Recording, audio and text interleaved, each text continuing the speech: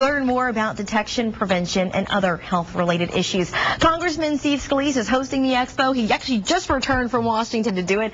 Joins us live this morning. So first of all, tell us what people can expect when it comes to this healthcare expo. Well, Randy, we're going to have a lot of healthcare professionals on hand. It's going to be at John Slidell Park tomorrow from 10 till noon. You can get all the details on our website at scalise.house.gov. But just a couple, we've got the American Cancer Society, we've got the Lions Eye Foundation. They're going to be doing glaucoma screenings, and we've got a number of other organizations and healthcare professionals that are going to be helping people, let them know just what they can look for to make sure that they can detect cancer, because as we know, if you detect it early, that's your best chance of beating it. So we're going to have a lot of good people there that can give you good advice and some screenings as well on cancer. Now, what do folks need to know maybe to bring out to the expo? Do you have to bring anything specifically, maybe past medical history or anything like that? No, if people want to, they can, but just come on out, bring your kids, and we're going to have a lot of professionals there that are going to be happy to provide free screenings for a lot of different cancer and other kind of health advice too. So it's going to be a really good opportunity from 10 till noon tomorrow over at the John Slidell Park in Slidell.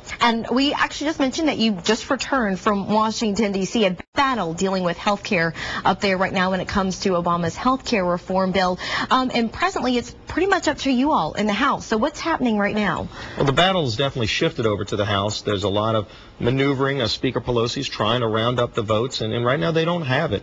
And it's because the American people don't want this government takeover. Now, I think we need reforms to health care. I think most Americans do, but they recognize that $500 billion in new taxes, $500 billion in cuts to Medicare, and all of these mandates that go along with it is not the way. You don't blow up the whole system, because there are parts of health care that work, and there are things we need to fix to lower cost, to address pre-existing condition, but let's go fix those problems. Don't break all the things that work in healthcare, and that's what their bill would do. And so we're going to have this big battle in the next few weeks, and hopefully we're able to defeat their bill and then go back to the table, start from scratch, and actually focus on the things that we need to reform in healthcare without breaking the things that work.